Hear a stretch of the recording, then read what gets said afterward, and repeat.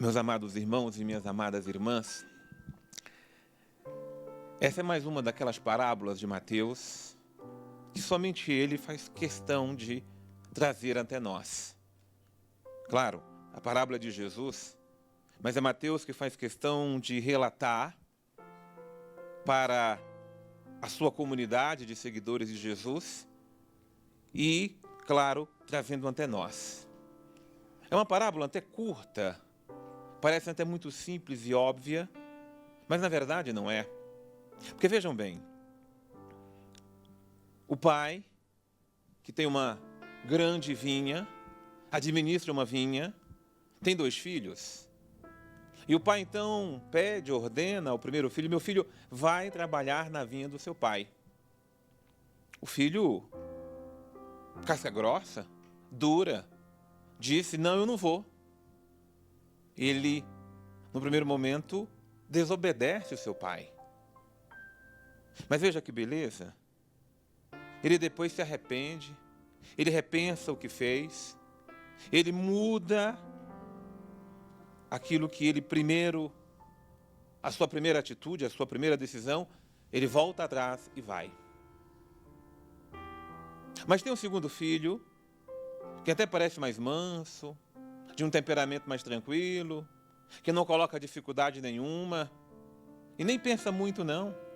O pai chega: meu filho, vai trabalhar na vinha. Ele prontamente responde: sim, senhor, eu vou. Mas o pai virou as costas e ele não foi trabalhar. E a pergunta de Jesus para os príncipes, para os sumos sacerdotes é: quem é que na verdade fez a vontade do pai? A resposta é muito óbvia. É óbvio, é claro, que foi aquele que, mesmo dizendo que não ia, e foi. Sabe, meus irmãos, aquilo que parece também tão óbvio para nós, muitas vezes não é.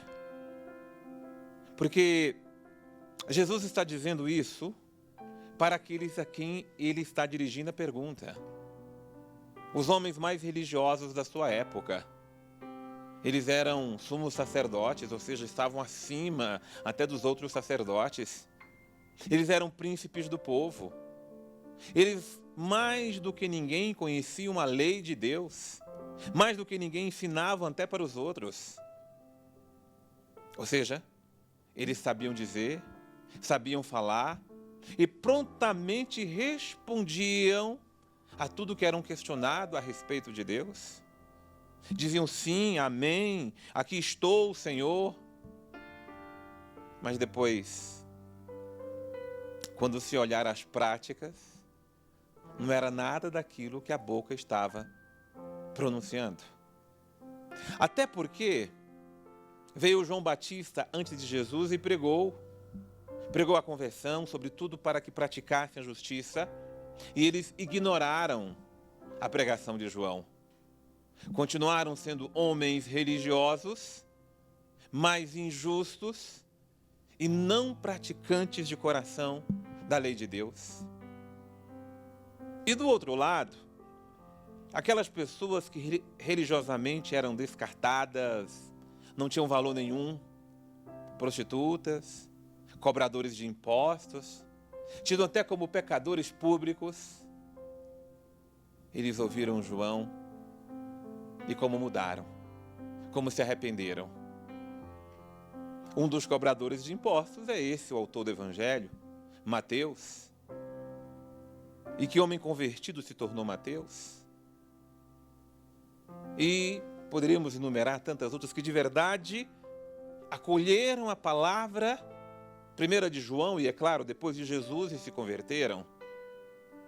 Mas a dureza é aqueles que já eram religiosos, que já são religiosos, que frequentam a casa de Deus e não se convertem.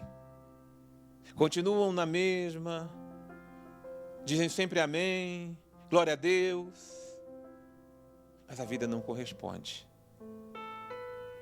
E é por isso que a primeira leitura é muito dura. Porque aquilo que o profeta está dizendo, não é o Senhor nosso Deus que tem sido duro para conosco.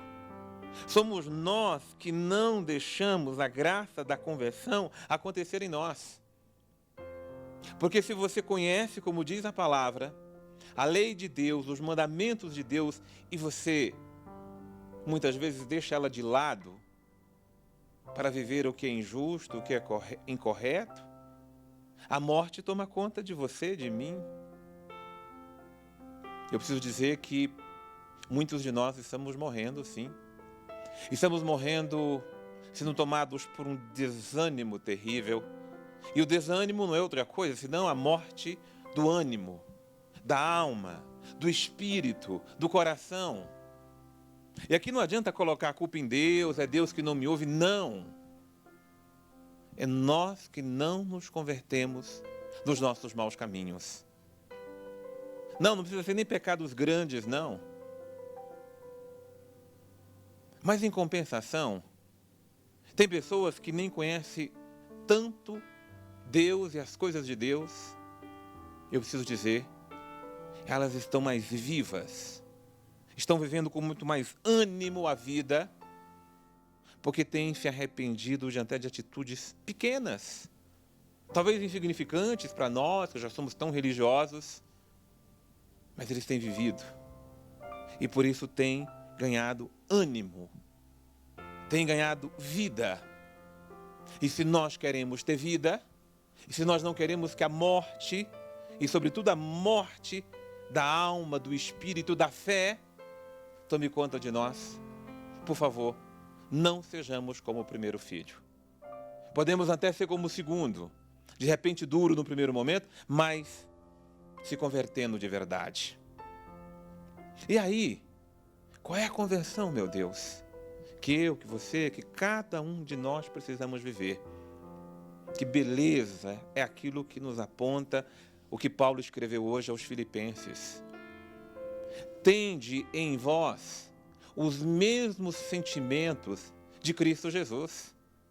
Converter-se para Deus é ter em nós não os nossos sentimentos humanos, em quem dera até que fossem humanos, porque muitas vezes nossos sentimentos nem humanos são mundanos, são pecaminosos. Então é preciso tirar esses sentimentos mundanos para termos em nós os sentimentos de Cristo Jesus. E São Paulo dá muita ênfase. Não faça nada por competição, por vanglória, por partidos. Não faça nada para se colocar superior aos outros, melhor que os outros. Mas considere os outros sempre mais importante, mas até superior que você. O nome disso é humildade. Só existe conversão verdadeira quem é humilde se humilha. Porque foi isso que fez o primeiro filho. Orgulhoso, vaidoso, até meio grosso, mas depois ele se humilhou, se arrependeu e disse não, e foi trabalhar na vinha.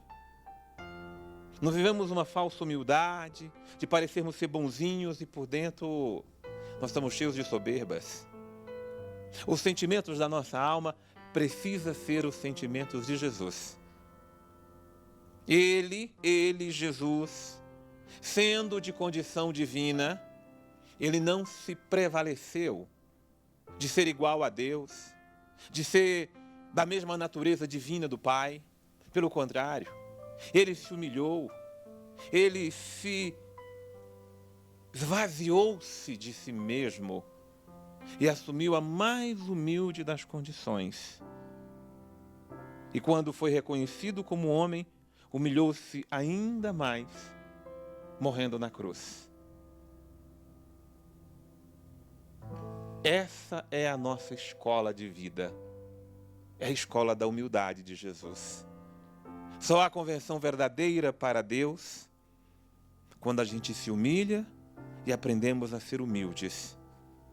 A humildade salva, a humildade cura, a humildade liberta, a humildade nos tira desse mundo que vivemos brigando, competindo, querendo ser mais que os outros.